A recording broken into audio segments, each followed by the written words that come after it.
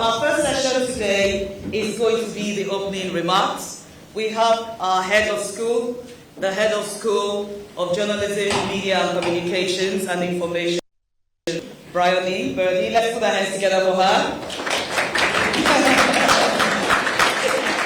Yeah, we're going to invite her now to start with an opening remark.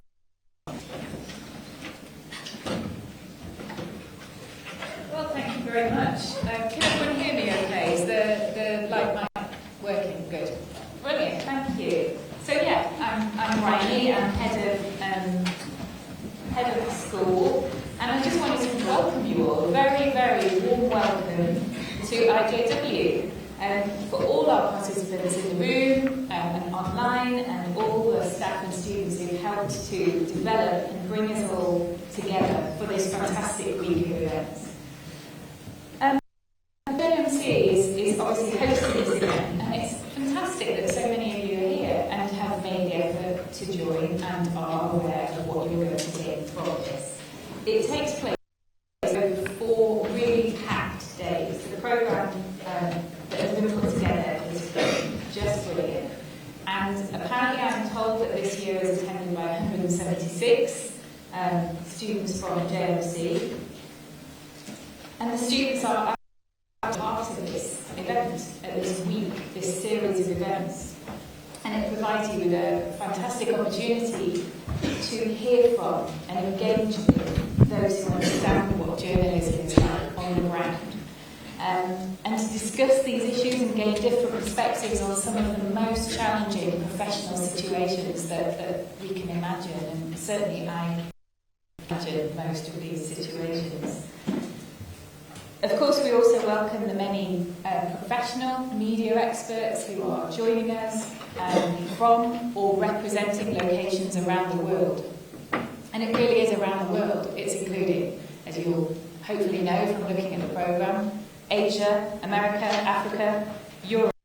And the speakers include journalists, veteran journalists, and experts from related fields who will share with us their knowledge and experience of the coverage of war, different forms of investigative journalism, so a really important and wide range of topics. Also participating in and attending the events are academic and professional staff, the university's creative media team, who some of you have been working with this morning, and then colleagues from around the place, essentially. So, an event as complex as this requires a huge amount of organisation, and you can find the full list of members of the organising committee on the International Journalism Week webpage.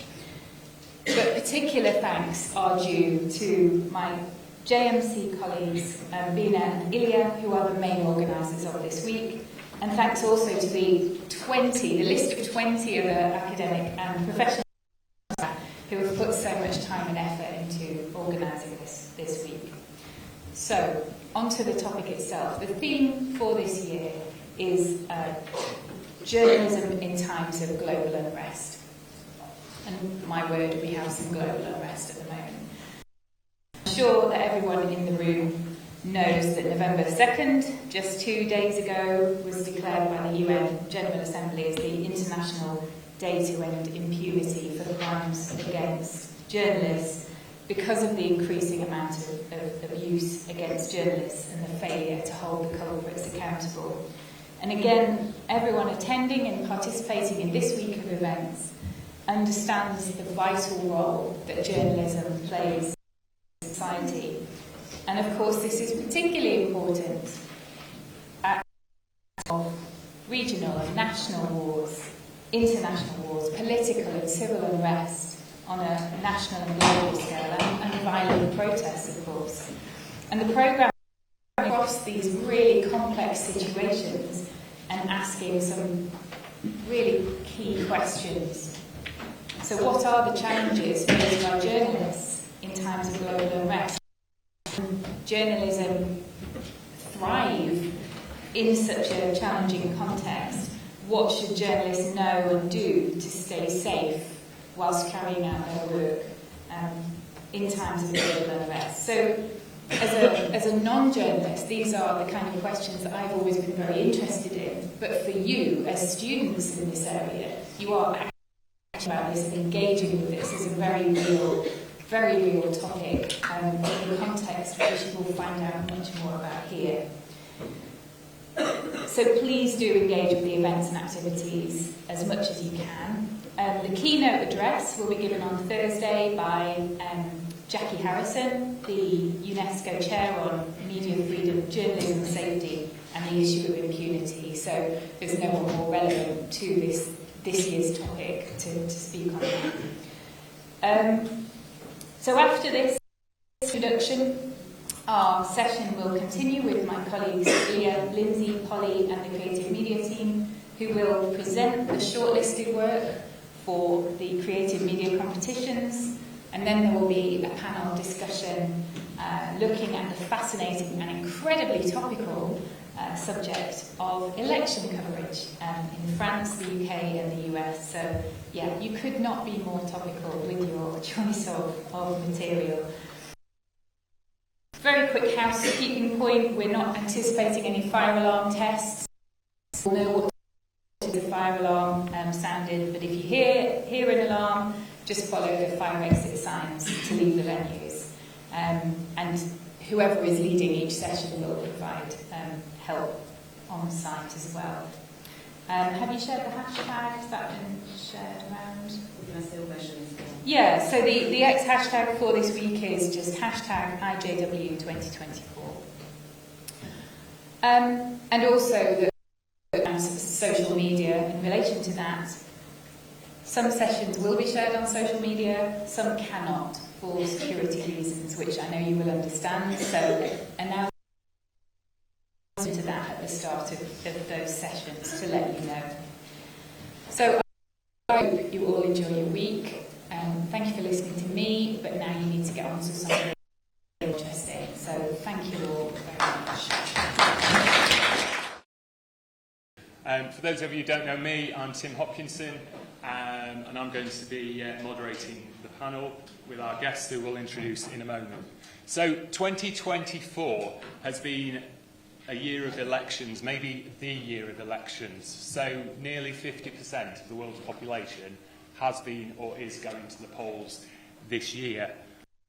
Election here in the UK, there have been elections in Europe, including France, and the EU itself, elections in South America, Africa, Asia, in India, where nearly all are eligible to vote. And tomorrow, we've got the long-anticipated, long-expected, possibly long-dreaded US election, dependent on how you view it. Will it be Kamala Harris or Donald Trump heading to the White House? We'll wait and see. As journalism students, each of you is stepping into a profession that is more and more scrutinised than ever before, especially in this pivotal year. So this year's elections are not only determining the leadership of countries, they are determining the policies on a global scale as well. And this is central to this, is the role of media and journalism. So how much does the media shape political opinion? Does it shape people's vote? How much does it actually get people to go out to vote? With social media, 24-hour news, AI-generated content, the information landscape has become complex, polarised, making the role of journalists, potentially the role of some of you, critical. So to help us discuss the challenges faced and the responsibilities facing journalists, campaigners and those in the media in this election year, we've got three members of our panel here in Sheffield. Oksana, Matthew and Dominic are with us, plus Jonathan Wald, who has been answering questions, some of the questions that you've submitted to him as a member of ITV News in America, and we'll be listening to him later on. So I'm going to ask, first of all, just to give an introduction to themselves, so about who they are, their background, how they're involved in maybe election coverage or elections themselves, whether that be in the past or this year. So I think we're going to start off with Dominic. Hi, thank you so much everyone for having me and for being here today. My name is Penna. I'm political correspondent at the Daily Telegraph. And the biggest event in British politics this year was obviously the UK election. So just a little bit about me. 6 years ago, I was lucky enough to be on the MA journalism course. I did 4 very, very happy years here in Sheffield. Firstly, a BA in international relations and politics, and then my MA journalism course, which I know that a lot of you are on at the moment, and doing the BA as well, on various forms of journalism degree that are offered here in Sheffield. I started the Telegraph just after another election, 19, so I started in January 2020. At this point, it looked as though Boris Johnson was sort of set for 5, 10, some people even said 15 years in office. That obviously didn't come to pass. He was followed by Liz Truss, and then very swiftly after that followed by Rishi Sunak. Lots of infighting was the order of the day in the Tory party in the last couple of years. And casting my mind back to May and the first proper general election I covered, it really took me by surprise when Rishi Sunak won the election, and I think it took the country by surprise as well.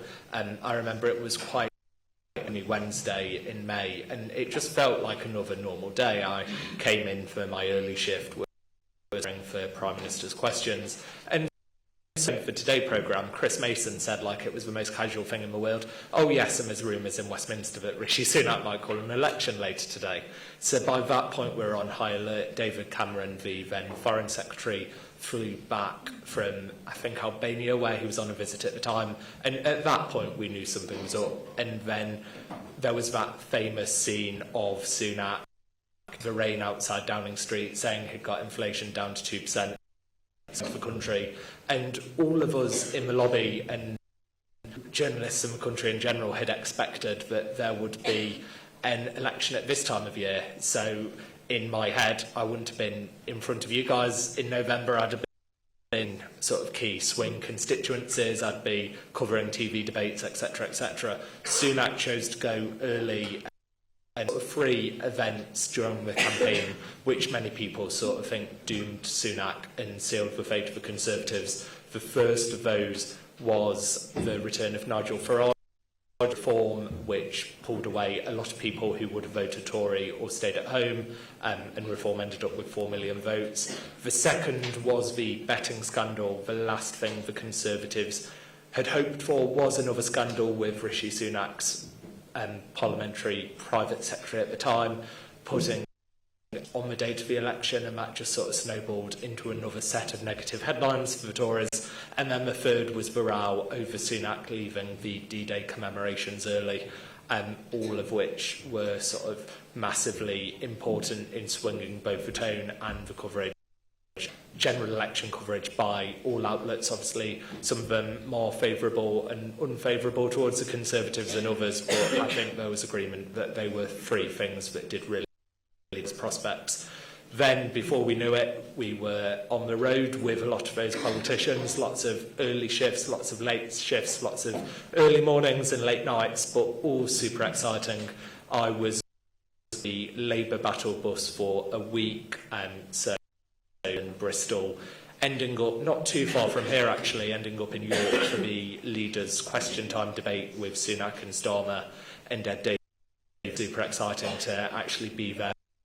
And then the very, very final day of the campaign, I was on the battle bus with Rishi Sunak on what would end up being his last day as a serving Prime Minister. He went back home to Southampton, and there was a really interesting moment where we had all been briefed in the press. Rishi Sunak speaks to say X, Y, Z, and halfway through he went completely off script, started talking a lot more about himself, about his values, about his family, and one wonders whether we had seen more of that side of Sunak during the campaign, whether that would have made a difference, or whether there was just so much resentment that had built up towards the Tory party that it was a bit of a foregone conclusion anyway.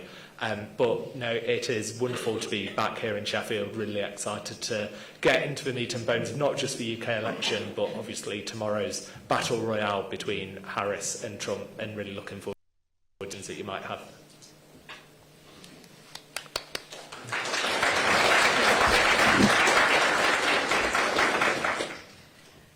Thank you.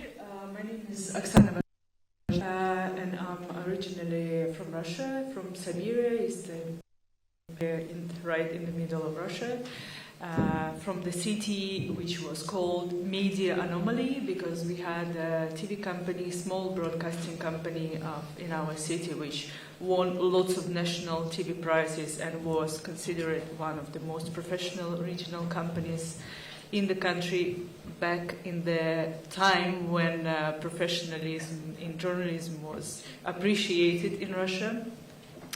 And then I spent more than 20 years in TV journalism as a correspondent, as an editor, as a camera person, as a video editor, as a producer, in many different, all possible capacities, you name it, just I've been all.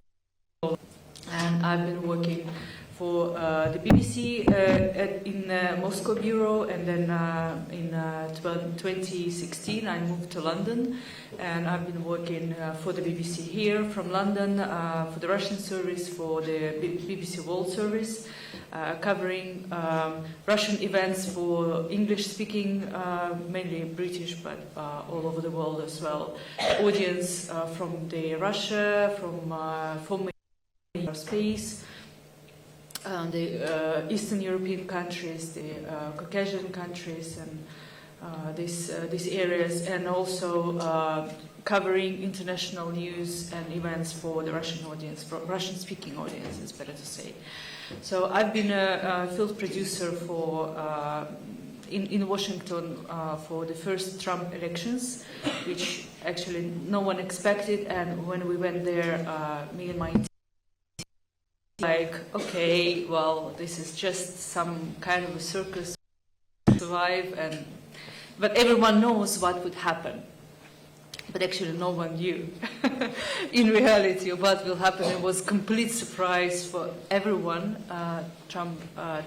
when Trump won the elections. And I remember this was a very emotional trip. And as a journalist covering some political events, you're not getting that much involved in that emotions, because it's more about analysis, it's more about numbers and graphs and the polls and opinions. So it's less that emotional. But that year in the US, it was really, really emotional. The custom guy, the guy at the custom service, when we just arrived in the airport, and he asked, what are we doing, like the normal questions at the passport control, and said, are you a journalist? Yeah, we're working for the BBC. Okay, so you're going to cover this election campaign? I said, yes, and he was, I'm sorry for that. So that is when I understood that it's not going to be boring, this trip. Then a couple of things I realized on the way is what was new for me as a journalist, as a professional journalist at that time, is that actually media might be not balanced at all, and it's a kind of normal, and that media can be biased, and it's again kind of normal, and it works within the system with the US, because I saw CNN thanking Trump every day, every second, any way they could. And I saw Fox News rooting for Trump, again, in any way they could. And it was surprising for me, because 20 years of my career was about balance, objectivity, and everything, and all this, every conflict has two sides, you have to check and recheck and give positions of all the sides, and suddenly I see completely different picture there. And but somehow later I understood that somehow the balance of the opinions and the positions in the US was held by within the system, not within one media, but within different media. So like you have media speaking from one side, you have other media speaking from another side, and this is the kind of a balance of the whole system. While here is more likely, for the BBC, at least for many of most of European media companies, is the balance within the media, so within one media. So it was something new for me. And another thing is that people there really cared about the election results, and I've got an agreement with one of the families in Washington, because they have, like here in Britain, people watch football matches at the pubs, and in the US they have the same tradition, but watching the election night. So they're gathering. They have a kind of a celebration watching election night, and they're watching election night in the pubs. So that was surprising again for me. So, and I was invited, our team was invited to film at one of the family's house. They were inviting their friends and guests to watch the election results. And, but when it became kind of obvious that Trump is going to win in a late night, this lady, she called me and she was crying. Literally, she was crying on the phone, and she said, we just cannot bear to speak. And all our friends, they were so depressed, they went home and we cannot speak now. And she was crying on the phone, and I was so surprised. Oh my God, really? It was like, people take it seriously here. And next day on DuPont Square is one of the central places in Washington. People started together, and they held meetings for hugging each other and supporting each other. They had hugs because they were coming and crying because they were upset, they were depressed, they were traumatized. What I say, traumatized at that point. And that was really surprising for me how people perceive the elections there. And but obviously, since then, the world became, and for media, is not the question of balance, just the question of balance anymore. Is the question of checking, is the question of verification with AI, with development of social media, with UGC content. Journalism, it's getting much more. It's getting to much bigger challenge for journalists to cover these election campaigns, because you have to be not double aware all the time, but even triple or quadra aware. What are you saying? What are you showing? And about your sources. So. Just a couple of things about me again. I did some research work at Reuters Institute of International Journalism in Oxford about business models for regional TV companies. Here in the UK and in Russia, it was a comparison research. Several years ago, I understood that it's interesting for me not to just tell what people are doing. I'm interested why they are doing, and I guess this American elections was not the last role in that. So I moved my career to psychology, and I'm working as a freelance journalist now for some media still, and I'm working as a psychotherapist and psychology consultant for media organizations. I'm working with journalists who comes back from conflict zones, who are stressed from the video footage for topics they're covering, so mostly with journalists. And it added some dimension for how I now perceive the elections and what is going on, because I see it now from the psychological point of view, from the point of social psychology as well. So it's really interesting to look from this angle too. And at some point, I really envy for journalists covering this year elections, multiple elections now, because it's really, really, really interesting year and really challenging. And what comes tomorrow after the US elections might really change the world. So I guess it's really, really interesting, and yeah, I'm curious to see what will happen. Thank you.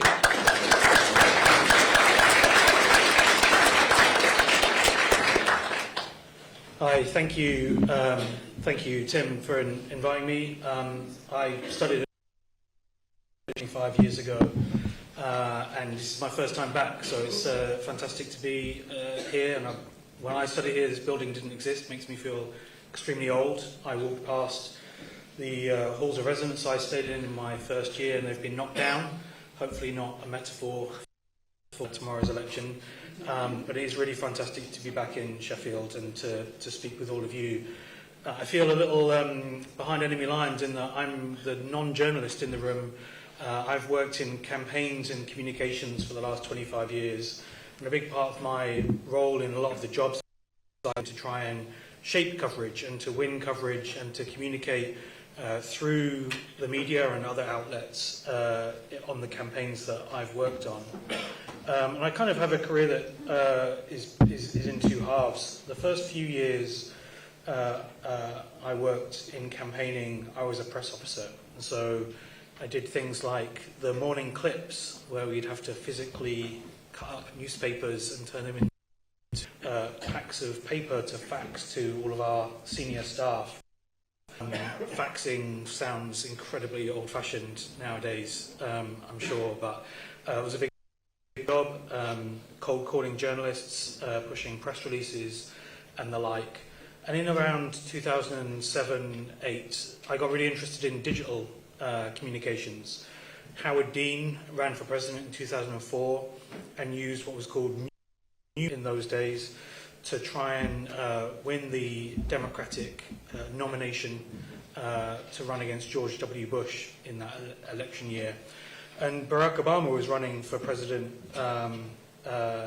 against the overwhelming favourite Hillary Clinton. So I spent some time in the US and tried to learn from American unions and campaign groups and politicians, and I've been working in digital communications ever since. I don't like it, but I'm a dual UK-US citizen. I've already cast my vote for Kamala Harris, and I've got a lot of hope for tomorrow. It's always the hope that gets you, but I think that Harris is going to win the election. I don't think it's going to be pretty, and I think it's going to take a while to work itself out, but because my wife is American and I became an American citizen, we moved to the States in 2010. And I had a number of jobs working on campaigns for the Democratic Party, for the Democratic Party committees. And I worked for Barack Obama in 2012 as the Director of Digital Rapid Response. Really what that meant was that me and my team were responsible for everything the Obama campaign put out about Mitt Romney. So Mitt Romney was someone I read about and talked about and thought about for around 18 hours a day for a year and a half, and he was a very big part of my life. I still miss him now, and he's suddenly become the voice of moderation, which certainly wasn't the case in 2012. In 2012, I've worked both in the US and the UK. I worked on the general election for Ed Miliband in 2015. I worked for Kevin Rudd in the Australian federal election of 2013, and a whole range of other campaigning organisations. But throughout my career, whether it is as a press officer doing digital campaigning or digital communications, there's a thread that runs through everything I did, which is to try and use the tools that we have in our place, in our hands, whether that is the ability to talk to the media, to use digital communications to shape what the media is saying, or to communicate directly with the voters or the different audiences amongst voters that we wanted to reach, to try and get our message of persuasion and mobilization out in a way that would win campaigns or win elections. And I think that the theory behind all of those different approaches is consistent, whichever one you are trying to do in any particular So it's a 25-year career over a very, very changing media, one that is completely unrecognisable today than it was when I first started. When Labour last left office in 2010, Instagram literally didn't exist. So there have been a lot of changes, but there is a consistent theme throughout, which is trying to use the tools in your armoury to communicate that message that can win campaigns.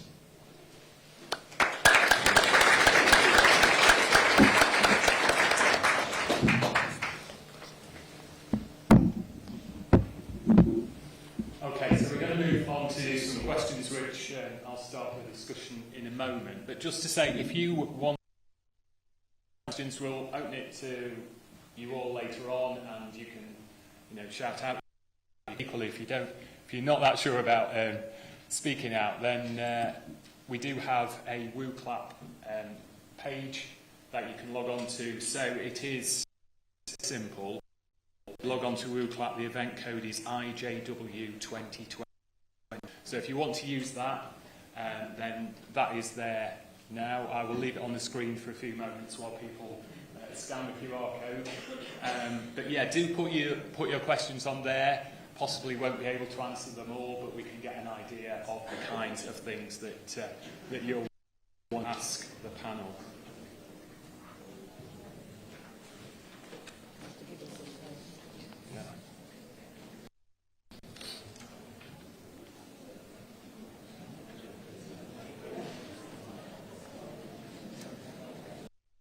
Just scanning that code and thinking about that, I was going to start us off with a question, and I will come over there in a moment rather than shouting across the lecture theatre.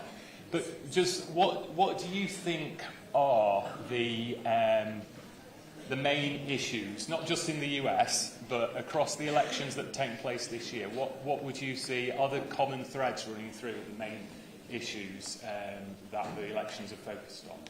Shall we start off? Or Dominic, if you've got an idea. Certainly are, especially with the UK and US elections. A lot of common threads. It's obviously been a very, very difficult couple of years, both for the British and American economies. There's been sort of domestic factors, but also global pressures. For example, the spiralling energy prices, the aftershocks of Ukraine, and increasingly isolationist China, and there's a bit of a trade war there as well. So that has been one of the common threads, and what we have seen in a lot of elections this year is sort of an incumbency problem, where when people have to vote out whoever was in charge 4 years ago, by and large they have done so. So, for example, the odds worked against the Conservatives, and so at the start of this year, the odds were stacked against the Democrats. Whether Harris has done enough in those few months since Joe Biden stepped down, we will see. But that has been one of the threads, sort of an anti-establishment mood, and it's something that Labour tapped into in a way. They had a one-word election slogan, which was change. From the other side of the political spectrum, it's something that Reform have tapped into. Nigel Farage trying to paint Conservatives and Labour as two sides of the same coin. And then the other issues have been sort of the knock-on cost of living effects of the state of the economy, people feeling that they're not as well off as either they want to be or they were a few years ago. Very, very different views as well on, for example, here, how close we should be to Europe, and sort of the legacy of Brexit. And then again in America, should America be making more trade deals? Should it be more of a global and internationalist nation? Or should it have what Trump would call the more America first, isolationist, protectionist mindset? And one real point of contrast between the UK and the US elections is that Rishi Sunak and Sir Keir Starmer, the two men who were realistically, one of them was going to be Prime Minister, have both been absolutely steadfast in their support for Ukraine, and that is something a majority of Brits think is a great thing, and that support for Ukraine has continued. We saw it with extra billions of pounds at the budget under Sir Keir Starmer. Rishi Sunak was constantly upping support for Ukraine as well. It is certainly a bit more of a fault line in the American election tomorrow, and there is certainly a lot of anxiety in some quarters about what would a Republican, what would a Trump win mean for Ukraine. Others think that Boris Johnson, for example, yesterday was claiming that Trump had actually done more for Ukraine when he was in office than the Democrats had, but Ukraine is certainly a divide between the Democrats and the Republicans in a way that I suspect most British people would be grateful that it is not here.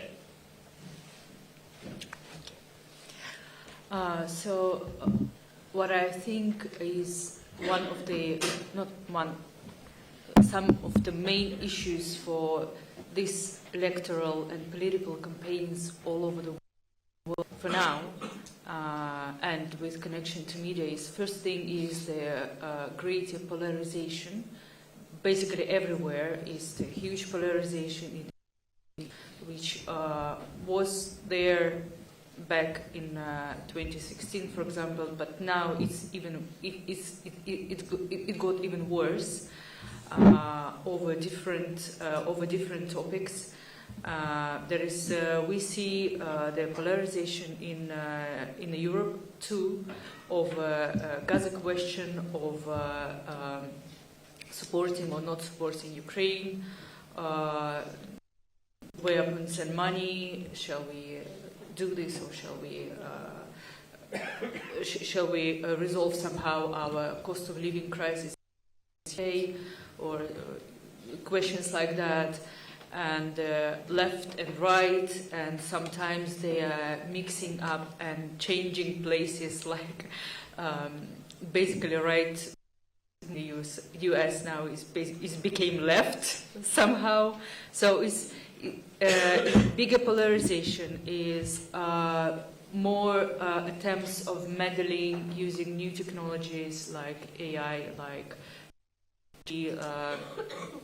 we remember this case of Mark Dugan, who created like 160 fake media sites and was spreading fake articles using the AI about Zelensky, like he's dealing drugs from Argentina or something like that, and millions of people read it and taken it as a true information. So this is one of the biggest challenge in political campaigns of nowadays.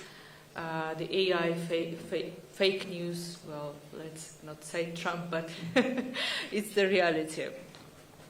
Dealing with this fake information, dealing with meddling of different kinds, cyber attacks, and so it's more like these technology issues apart from greater polarization in societies. And the biggest world political issues now is the Ukraine question and the question of Israel and Palestine, and campaigns they are going to influence these questions a lot. So this is the main topics where they kind of surround it, and make I would say the fate, but the result will depend on the positions on these questions. Yeah. Thanks.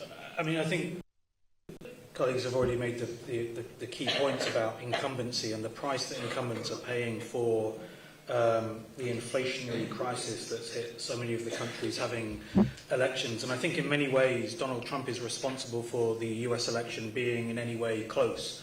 If Donald Trump wasn't the candidate, I think that Kamala Harris would have a really, really hard time winning this election, because across the world incumbents have struggled because people's standard of living have gone down over the last couple of years.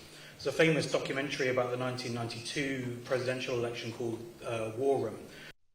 James Carville, who was Bill Clinton's kind of communications strategist, had a sign on the wall that said, "Change versus more of the same. It's good. Don't forget healthcare."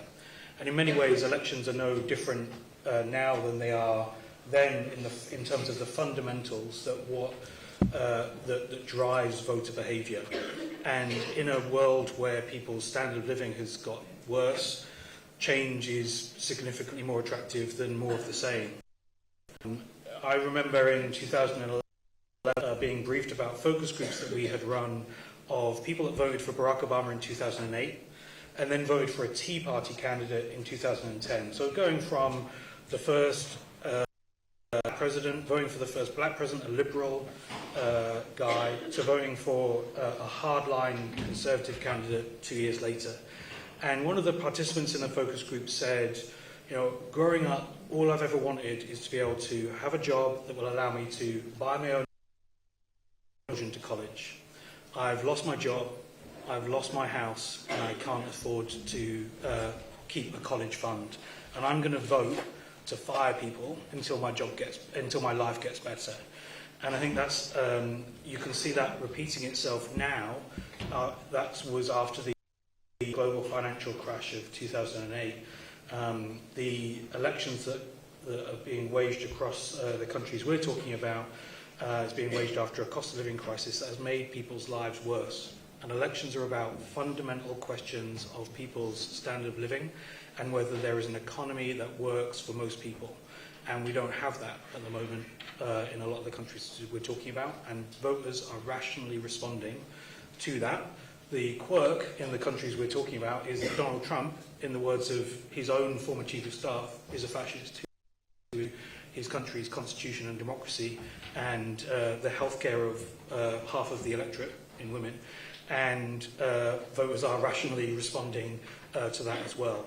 But if he wasn't the candidate, I don't think it would be a close election because of the points that have been made already. Thanks.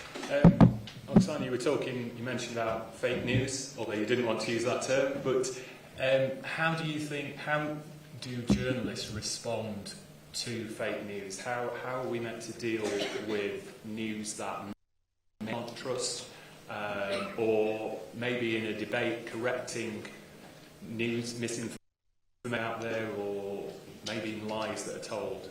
How do journalists deal with that? Yeah, so in recent years, the big media, the BBC and Bloomberg, I guess, they did so too. The big media organizations, Radio Liberty, they have it, I guess, as well. They had to create special departments to verify content, to verify sources, to verify footage, to verify information incoming. So it was not the case years ago because there was not that much spread of technologies and dealing with AI only like for a year, and media organizations had to create special departments because it's a huge pressure on journalistic work on newsrooms because they are busy to do their work. And and kind of they have to double their work, double their efforts to even check what they are getting. So they had to create another department doing this job to make a bit less pressure on the newsroom, because it's really a problem. And like before, we had to verify if some news from one agency, okay, well, let's check in another agency. So there was a simple fact check. It was a simple 2 sources, 3 sources, and that's enough, and we're good to go. But now it's not like that. Now you have to verify sources you are getting from. And it's not just this. It's you have to verify UGC content, the contact from social networks, You have to check the metadata of this content, and especially, yes, you have to deal with this possibly AI-generated videos, possibly AI-generated articles and information.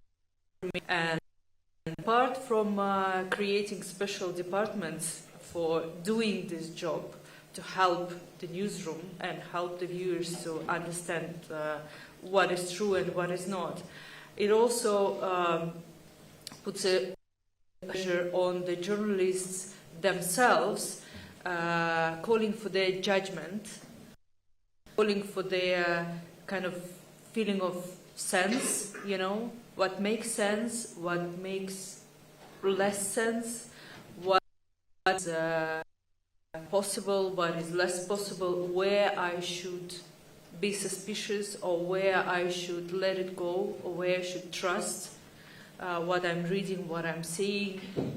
So it's another level of awareness in the profession, and it's real. It's really difficult already now, and it will become difficult further when it will be difficult to.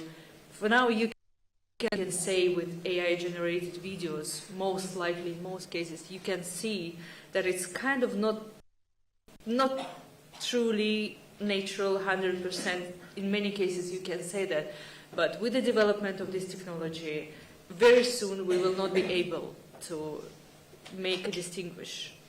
So it will depend also on the, let's call it defense technologies, who will be technologies counter helping journalists and helping audiences to check the content against possible AI meddling.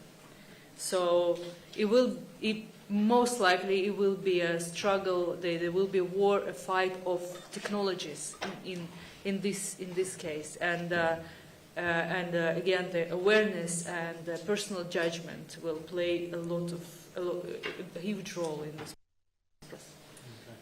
Okay. Dominic, just thinking, I mean, we think of fake news and possibly we think of America straight away, but there's then been accusations of the truth told by politicians in this country, surprise, surprise, but how do you deal with that as a political reporter in this country? So one of the great things about a lot of what we do is that, one, there is a regulation in place where if an article about someone isn't accurate, then there is a system for that. We also, particularly at organisations like the Telegraph, where we have just over 1 million paid subscribers, our audiences expect, and there is a clear demarcation of what is news, what is opinion. What has been worrying in recent months is, for example, a lot of the online misinformation, for example, especially around the dreadful killings in Southport, where there were articles being generated, for example, overseas, which named a suspectly, and Elon Musk shared a fake Telegraph headline, and that was up on his X feed for about half an hour. It was an article supposedly published by the Telegraph, which hadn't been, which thankfully was pulled down sort of in fairly short order, but especially with changes that have been made. And I think the lack of trust in politics and in politicians, and when politicians often seem to make promises and row back on them pretty quickly, and a lot of people feel sort of in the wake of the budget that is increasingly the case across the aisle as well. A lot of people feel misled by some of what Labour said in the general election. A lot of people felt misled by what the Conservatives said, for example, Boris Johnson's initial response to Partygate while in office. There is sort of a gradual erosion of trust in politicians, and that means it is more likely that when there is news, even when it is reliable sites playing into things that people themselves want to believe, then it is very to do so. Matthew, just thinking about fake news, on the other side of it, Donald Trump has referred to journalists as fake news, peddling fake news as he but also he talked very recently that he wouldn't mind. He wouldn't mind if the journalist got in the way of the shooter when he was him. How do you think things have changed in the relationship between political parties, or the role that you have, and journalists themselves now? I think it's important to differentiate between what's happening in the United States and in India or other countries. American politics looms incredibly large around the world, but we just don't have the same kind of situation as is happening in the US. Donald Trump regularly seeks to inspire his supporters to abuse journalists at the very least. It's just not something that happens in other countries, thank goodness. So I think it's important to differentiate between the two.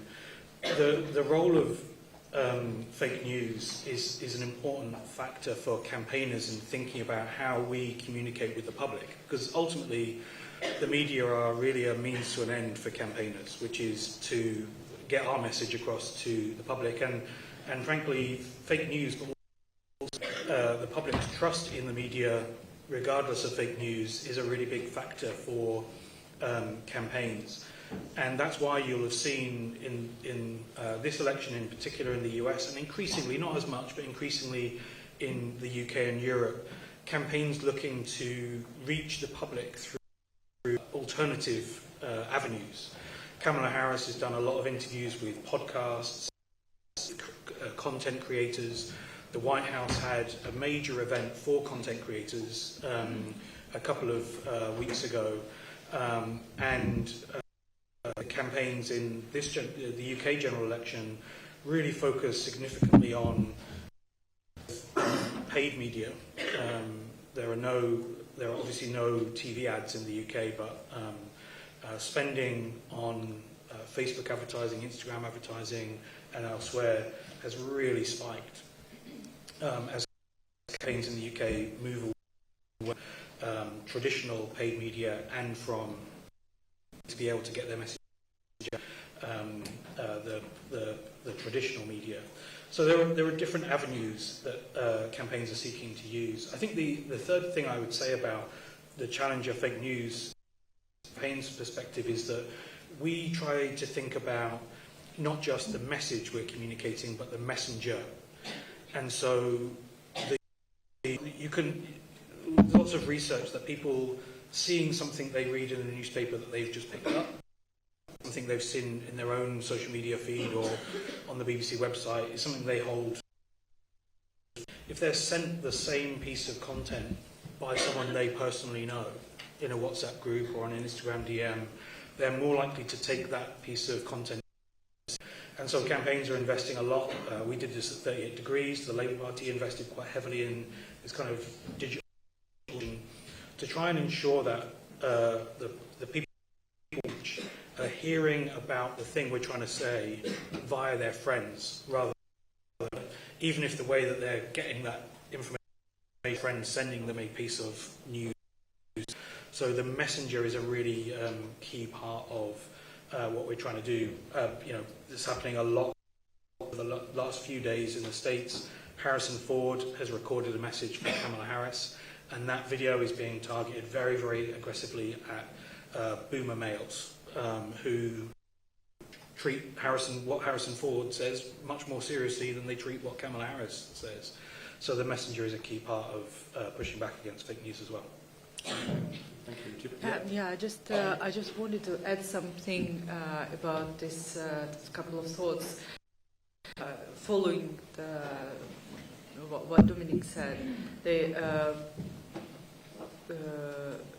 The thing with the social media and new platforms for delivering messages is making easier to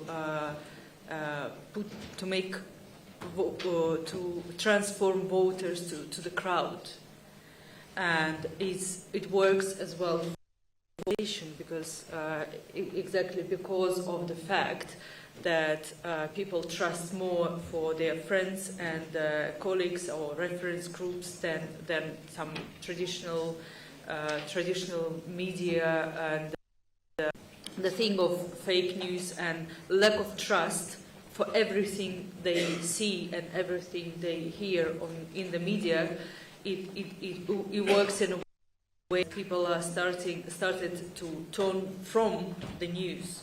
So it's the news avoidance tendency which is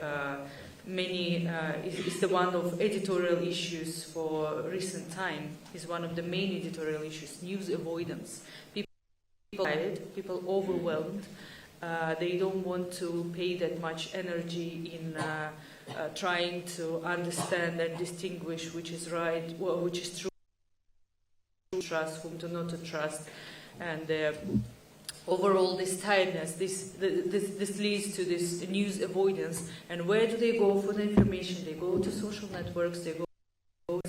They go to their bubbles because if the psychological perspective, there is in social psychology there is a term called confirmation bias, where we tend to believe and pick up information which is consistent with our views and our position. So we tend to pick up this information and trust people delivering this information more than someone else. So it leads to people forming the kind of living in the bubbles of opinion, living in the bubbles of positions, and this in turn, this goes to bigger polarization, larger the amplitude between the positions, and even sometimes a radicalization. And it's becoming harder and harder for at least bigger traditional media to reach their audience, because they just don't trust this kind of message delivery anymore. Yeah. Thank you. We're going to take a short break. It's just come up to 3 o'clock, just 5 minutes, so we'll start again at 3:05.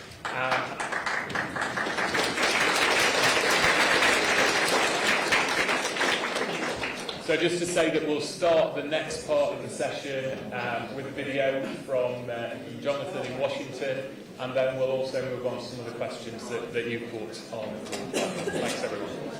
Hello, my name is Jonathan Wald, and I'm the Washington Bureau Chief for ITV News.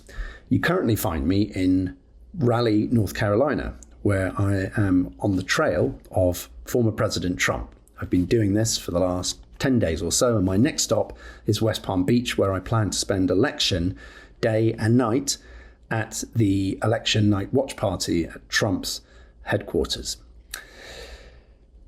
I'm here to answer several of your questions, and the first is from Haley, which says, from a journalist perspective, why haven't Trump's felonies tanked his campaign? Trump has been a high-profile figure for decades and a politician for 10 years. People already price in his controversial, outrageous behaviour, including the criminal charges and convictions. So as shocking as it is to some, most Americans have made their mind up about him. He's also been somewhat effective in his strategy of delaying these legal cases. As you may know, all but one of the trials have been delayed until after the election. He remains popular with his base. I think it's interesting to compare Trump's offences and other accusations against him with Boris Johnson's offences. Why did it essentially result in Johnson's downfall, while it, according to the polls at least, may not be having as big an impact with Trump? Well, Trump dominates the Republican Party and its political machinery. If you want to survive and thrive in the Republican Party, you have to support and defend Trump. Boris Johnson, whose accusations and offences were less serious than those against Trump, lost the backing of Conservative MPs and his cabinet. And even when he did, like Trump, he remained popular with his base, the Conservative membership. So there are similarities between the two men. But going back to Trump's offences, the effect is on the margins. And in a close election, small differences in opinion can make a big difference. I would make one important caveat. The polls were wrong in 2016 and in 2020. So your question, Haley, relies on the fact that the conviction and charges against Trump haven't made a difference. We don't know that yet. Trump supporters have really leaned into the conviction. I frequently see people with t-shirts saying, "I'm voting for the convicted felon." It has helped Kamala Harris, who's been able to frame herself as the prosecutor against the felon, especially in her debate with Trump. Harris has been in the race for around 3 months. It's the shortest ever presidential campaign. She spent the first 2 months introducing herself to an American public who largely didn't know who she was and staking out some of her positions. In the last few weeks, though, she's turned to attacking Trump much more than talking about her personality and policies. She calls him a fascist, unstable, and yes, sometimes a criminal. It's important to note that the media does also play a role. Voters increasingly rely on news sources that reflect their own views.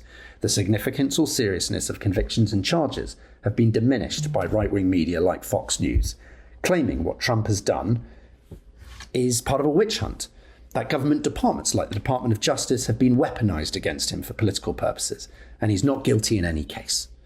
And while channels like Fox News do have a clear political agenda, it's worth considering at least some of what they say. Take the case of New York's Attorney General Letitia James. She's an elected official who ran on a platform of promising to prosecute Trump, which is exactly what she did, successfully in her fraud case against him. So while there is legal merit to her case, the motivation for bringing it is to some extent political. The next question is from Mackie, who says, before Kamala Harris became a candidate for president, I had always wondered why she was not popular, as I really liked her speech when she became vice president.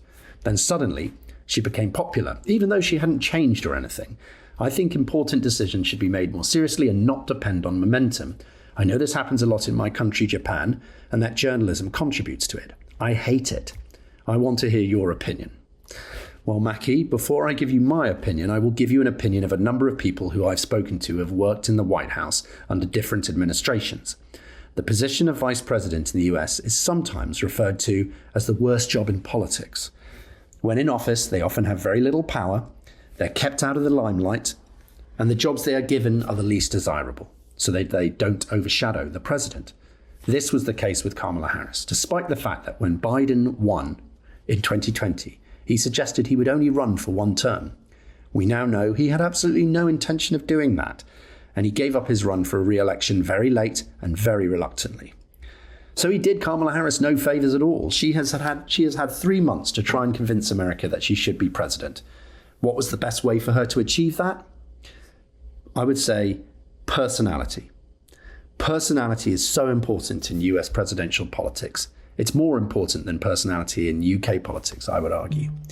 I'm an American citizen. I have dual US and UK citizenship, and I've lived in America for several years and covered other presidential elections, but I haven't covered an election quite as closely as I have this one. I've always recognised that personality plays a big part in US politics, but until this election, I might have underestimated it. There was a key moment for me towards the end of the Democratic National Convention in Chicago, just before Kamala Harris was going to give her speech. It would be the most significant of her life and delivered to her largest ever audience on TV and online. So there was pressure for her to get it right. Until that point, she had focused on a broad message of providing stability, a change from what she described as the chaos of Donald Trump's presidency, and an attempt to appeal to all Americans. It was short on policy detail. I'd assumed she would use her convention speech to provide that policy detail, but then I interviewed Matt Bennett. Matt Bennett's a Democratic strategist and ran the campaign of Michael Dukakis, the Democratic nominee for president who lost to George Bush Sr. in 1988. Bennett not only said she would not speak about much policy detail in her speech, but that she should not do so. Bennett said the presidential elections are not won on policy, but they can be lost on policy. And if you accept that logic, then even when there are people like you, Mackie, who quite reasonably want to know more about the policies of political candidates, especially one like Kamala Harris, whose policy positions were not very well known, the risks of going into them in great detail are too great. Bennett said she needs to present her values, what she stands for, and deliver a relatable, sympathetic backstory of who she is and where she has come from. That is what the American electorate want to hear from their presidential candidates, and especially so in Harris's case, because most of the country didn't know who she was at that stage. It played out exactly as Matt Bennett said it would, and it was a generally well-received speech. So, Mackin, I'm afraid you may not like it, and it doesn't make for the most substantive campaign filled with debates about policy detail, but it's a pragmatic choice made by US candidates, and it's how politics in America works. The next question is from Sophie, who says, former President Trump and ever more Republicans are coming out against traditional news media, occasionally appearing hostile to journalists. How has that impacted election coverage? And should he win, what issues could you see arising in his second term regarding covering his term effectively?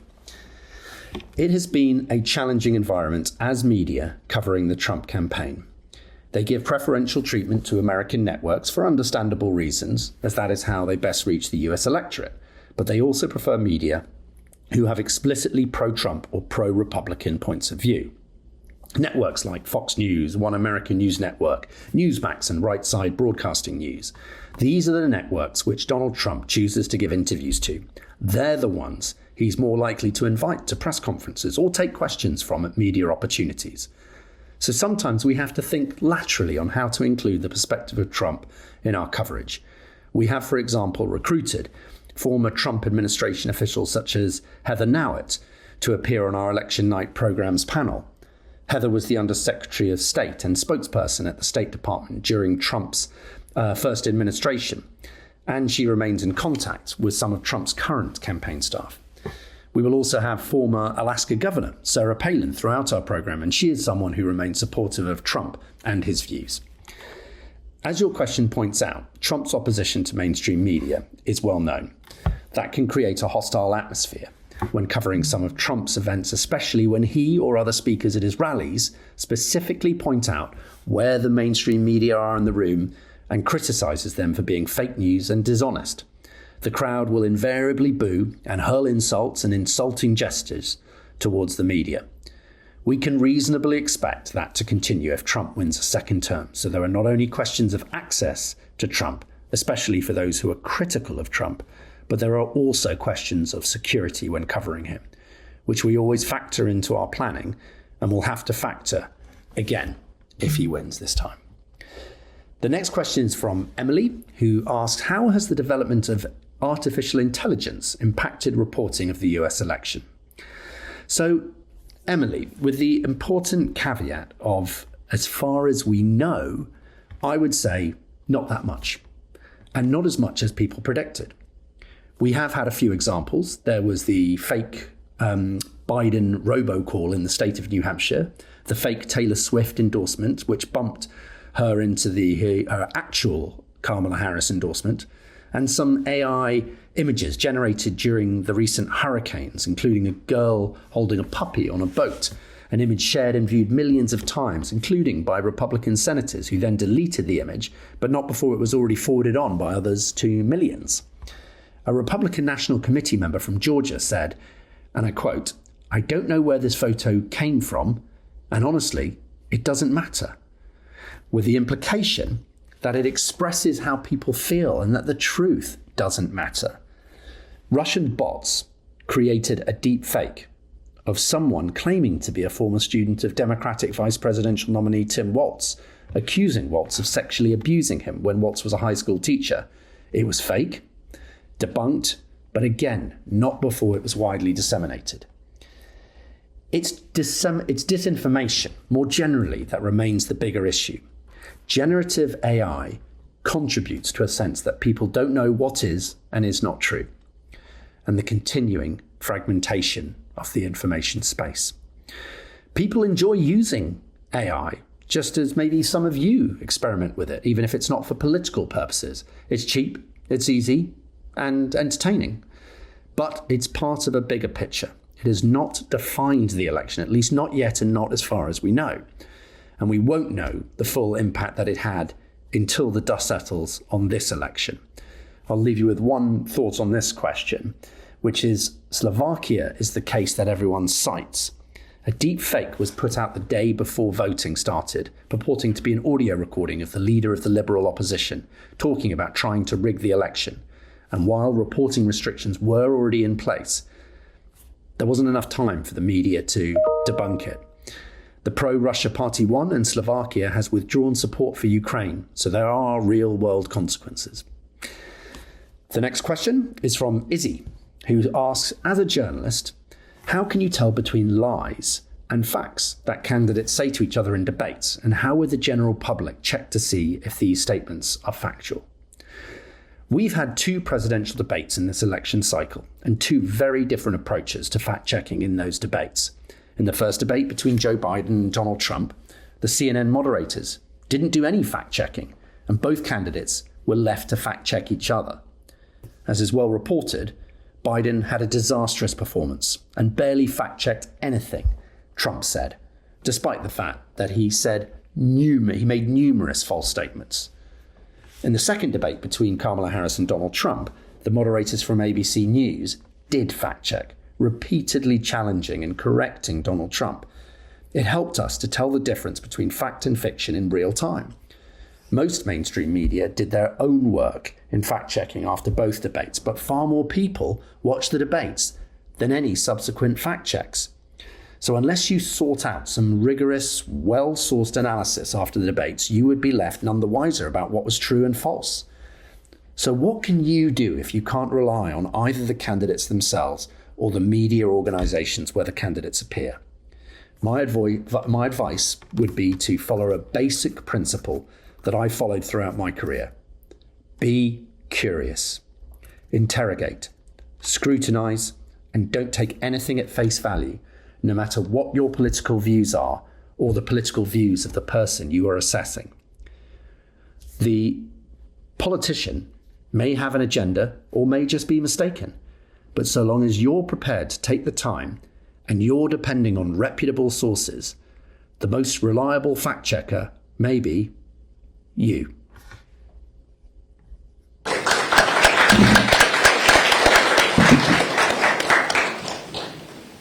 Okay, so hopefully that's has answered some of your questions that weren't specifically asked on there as well. We're going to have a look at what people have been putting on Wooclap, and there have been a lot of questions, as you can see there. So a little bit of work for me now. I'm going to pick up some of the ones that specifically relate to journalism and the media. So there's a lot of questions in there that are about the election as a whole, but we'll try and focus on journalism and the elections. Was, I can't see it now, but there was one that was asking what. I'll ask this, Dominic. One of the questions up there is about the challenges that you face when covering elections. What do you think, possibly looking back at the UK election, what was the biggest challenge for you? Sure. So sort of as obvious as it sounds, elections are incredibly fast-moving. Again, it came as a bit of a surprise, but the election came when it did. So the challenge for our political team was working out who would be sent where, who'd be on the battle bus with Sunak, who'd be out and about with Starmer. One of my colleagues got to spend a whole week following Ed Davey around the country in sort of a load of it's a knockout-style campaign stunts. I think the biggest challenge of all was just to strike that balance of just how much was at stake. And I think while previous elections there had been criticisms that perhaps some of the policy positions had been quite similar, the divide between Labour and the Conservatives, and by definition the Liberal Democrats and Reform on a lot of issues, were really stark, so hammering those home. And again, we didn't see an enormous amount of policy actually going into the election. Labour were very, very keen to talk about particular tax pledges, but not others. The Conservatives sort of hedged their position on the European Convention on Human Rights, again, sort of in an attempt not to divide their own voters too much, as if they'd have said, yes, we'll leave the ECHR. That would have put some people off. It would have attracted maybe other people back from Reform, and then others would use if they'd have made the opposite pledge not to leave the ECHR. So The day challenge was just keeping on top of what was a very fast-moving environment, and we sort of rearranged our usual shift structures so there were people working earlier than usual, there were people working later than usual, because even by 6, 7 a.m. the campaigns were putting stuff out. We'd have some very early starts on the battle buses, and then again sort of at the other end of the day following up not only the stories that we'd broken that day, but sort of seeing what was in the other newspapers and trying to follow those into our second edition. And then there were obviously events such as the TV debate quite late into the night. So a challenge that we all very much rose to, but just one of flexibility and sort of really hammering out those key dividing lines, because the Labour offer and the Conservative offer were so different at the election. Okay, thank you. Matthew, we will turn to you. We've got a question here. What are your thoughts on the uses of influencers in political campaigns? Do you think they impact voter opinions in the success of campaigns? I think we talked a little bit earlier. Any thoughts about that specific question? Yeah, I mean, I think the jury's out, and we'll see. I think more research needs to be done about the use of influencers in the UK election, and it was fairly light touch compared to what's happening in the US. And it's, we'll find out tomorrow night whether the Harris communication strategy has been successful or not. But it seems clear to me that campaigners in political parties around the world are using influencers because our approach has always been to go to the audience. You can reach an audience by paying for it, an audience by being interesting enough to get organic traffic or but there are now outlets that can reach the people you want to reach that are more have a bigger audience, and B are a more influential audience than the traditional media. I run an organisation called 38 Degrees. We campaign on a whole range of issues. We have 1 million supporters around the country. We're doing a Q&A with our supporters and a cabinet minister soon. And that video of that Q&A with cabinet minister will go into the inboxes of about 600,000 people, which is more people than read The Guardian and the newspaper put together. That video is coming from an organisation that our supporters have a certain level of trust with. It's a different than the one they have if they read The Guardian or our newspaper. So from our perspective, that's an opportunity for that cabinet minister to hear directly from our supporters about the issues that they care about, and to put some pressure onto that cabinet minister. But for that cabinet minister, it's simply a communications approach of trying to get in front of people who you can try and persuade, you can try and explain, and try and get or keep support of. So for us, it's partly about the nature of the messenger that I talked about earlier, and partly about going wherever there is an audience. And I think we're yet to see definitive evidence about how successful that is, but I think you can see that campaigns are now consistently starting to pursue that approach, and you're seeing the end of the singular government communications grid. Campaigners certainly think that it is worthwhile doing. Thank you. Oksana, there's a question for you. What has been your experience as a woman in a male-dominated field like politics, and I suppose political journalism as well? Has it been different for you as a woman working in what some would class as a man's world traditionally? Yeah, it's a good question, and I had to deal with this, especially the most difficult times for me was when I was younger and when I was just starting my career, but I was working as a staff correspondent at broadcasting company and editor, news editor, and I was covering lots of electoral campaigns back in Russia, and back then, I started early. I started to work as a staff correspondent of news media when I was 18, and by 20-something, I was already established journalist in the region, and But of course, it's too young. Now I understand that, but not then. And mainly male-dominated political world, the officials, the parliamentaries, party leaders, and activists, they didn't take me seriously from the beginning. And when they see me, when you are coming for the interview, and the people starting to talk to you like you are 5 years old, or I don't know, just okay, let's just get done with this. And yeah, we know you need some kind of interview, but then when I started asking serious questions, challenging them and everything, and only after it took me a while to convince this public that to take seriously. It was really difficult, I can say, and even later, is always there is always a chance that people will not take you seriously. It's less here in Europe because of the cultural kind of is more the culture of more tolerance and respect and professional respect. To be honest, I didn't feel any kind of misleading from, gender misleading or something like that in conditions here. But if you go to former Soviet Union space, it's very obvious and it's really difficult. So you're struggling with this, and you have to be twice strong and twice persuasive than as a man in that area. I guess here in the UK, women are more lucky in that area, in that meaning. Okay, thank you.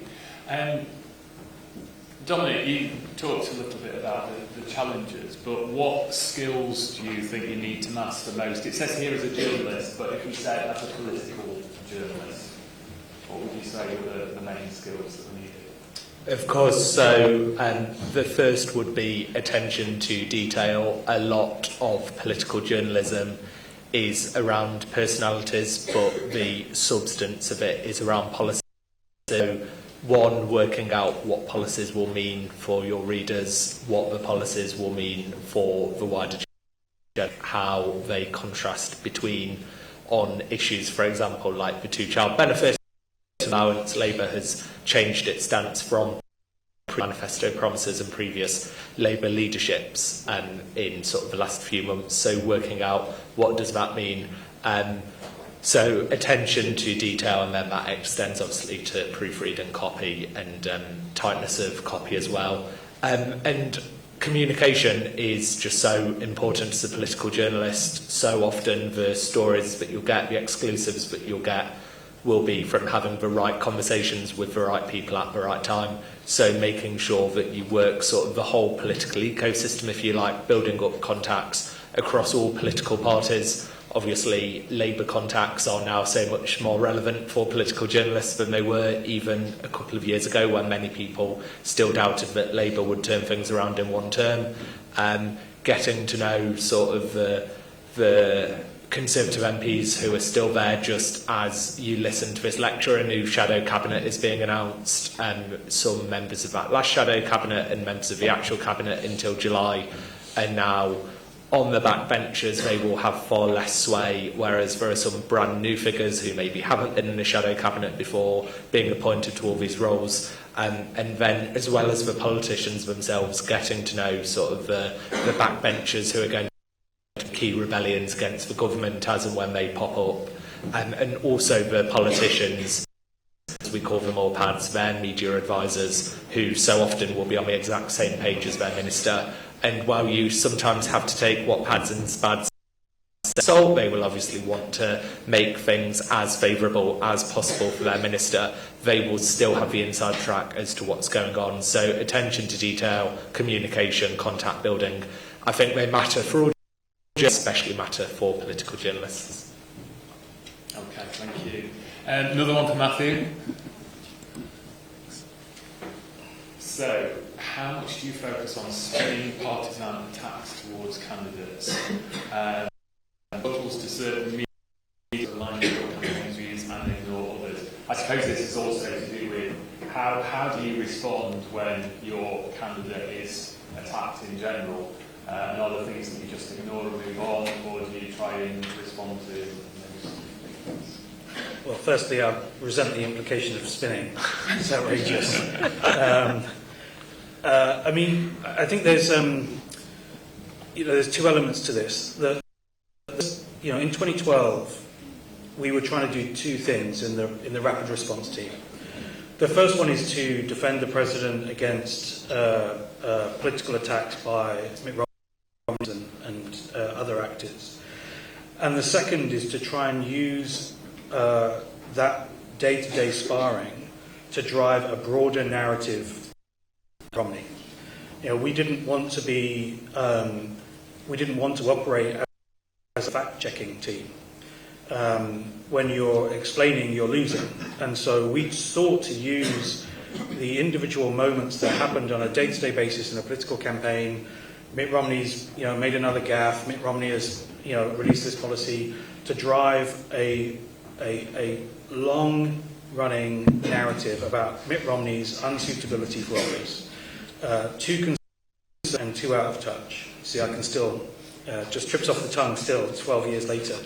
And so everything was an attempt to find opportunities to fit around that message, to drive that campaign narrative, particularly in a way that would traditional media coverage, but also provide our supporters with the content that they could share to drive the message themselves in spaces they're in. At the same time, you do need to back down attacks on the president, attacks on which might be persuasive. We spent a lot of time to create content that people could find if they search for it. Not that we would promote it proactively, send it to journalists. We would just have it on the website. Proactively searching, they could see, for example, that Barack Obama is not a Marxist Muslim born in Kenya, for example, just to pull one example that we had to deal with then. The Biden campaign in 2020 spent a lot of time and money poll testing attacks on Joe Biden to work out which were persuasive audiences they were trying to reach. And they ignored all of the attacks that just weren't persuasive and spent a lot of time making sure that they were at the top of the Google search results for results that were persuasive. So, to answer the question directly, as little as time as you possibly can on defending yourself and as much of the time as you possibly can on trying to turn those attacks or the day-to-day churn of the media into attacks onto your opponent. Or as I prefer to call it, rather than attack, because attack sounds a bit nasty. Just thinking about that for this election, of course, we had the incident with the Puerto Rico and garbage allegations and then the Trump supporters, and I suppose we saw Trump then arrive with a garbage truck dressed in his high-vis kind of gear, which is a different way of responding to attacks and possibly spinning things. Yeah, I mean, I think the thing is, though, that the political, those kind of gaffe moments, they only really work if they speak to something that voters kind of already deep down believe. And I don't think that the kind of, there is not a pervasive sense that Kamala Harris is someone who views people as scum or garbage, to use Donald Trump's own words about Harris supporters. And so Joe Biden kind of verbally flubbing something, not the first time he's done that this year, in a way that didn't really speak to the moment in the campaign, was kind of, it kind of has flopped a little bit. The comedian at Donald Trump's rally at Madison Square Garden, talking about a huge block of Latino voters in that way, speaks to something that people think Donald Trump basically thinks. He has consistently used racist language about communities of colour So the idea that he thinks of Puerto Ricans in that way speaks to something that people provides a vehicle for that already believed thing to land home. There was a really interesting focus group over the weekend of a Puerto Rican voter in Pennsylvania. This is a very, very important person in this election, saying that Donald Trump turning up in a garbage truck so soon after his supporters having said Puerto Rico is an island of garbage showed that he really believed that it is an island of garbage. It kind of rebounded on himself. You know, the level of intricacy you need to understand the visual message probably goes beyond quite a lot of voters. So I thought that one was a really, really bad moment for Trump, and I think if he loses, it will be one of 3 or 4 moments in this campaign that people will look to explain why he's fallen short again. Because remember, he's lost the popular vote twice in both elections he's run so far. So I think that will be a moment that people will look back to. Okay, thanks. Oksana, we've got questions, and you touched on it earlier with regard to the Israeli-Palestine conflict. How much do you think these international issues do actually affect elections in general, rather than, and especially possibly looking towards America? Are they looking at things outside of America, or is it more around the economy and immigration and the like? Well, we can see the kind of the candidates in the elections, both in the UK and both in the US. They kind of have to play 2 seats at the same time, 2 roles in the same time. On one hand, they have a strong Muslim communities everywhere in Europe and in the US, and here in the UK, dozens of thousands people, hundreds of thousands people on the street supporting Palestine and calling for ceasefire, calling for peace, calling for stopping the war actions from the Israeli side. And at the same time, there are lots of people within the political system, within the business economical system, who supports Israel in that case. And so they have to politicians have a kind of between, if you say this Sila and Haribda thing, they have to take in account both opinions, and they have to take in account both sides. And for example, for the UK government, there's more open support for plays, kind of maybe Dominic can add something here more than I, but it feels like it plays sometimes against the politics, the politicians, the UK politicians right now. Sometimes because of the big Muslim who supports Palestine. So, and in the US, in the US, this question is obviously one of the, we started with this, one of the main points of the electoral campaigns is this Gaza conflict, this Ukraine conflict, and lots of discourses they are kind of constructed around this question. So basically, even Trump, who considered to be pro-Israeli before, he's now have to turn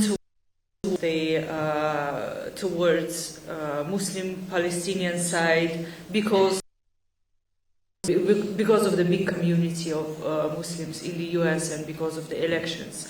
So it kind of course, it plays a big role, and plays a big role.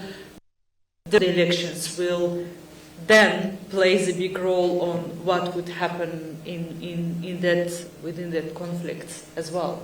So it's kind of intermutual connection here. Okay, thank you.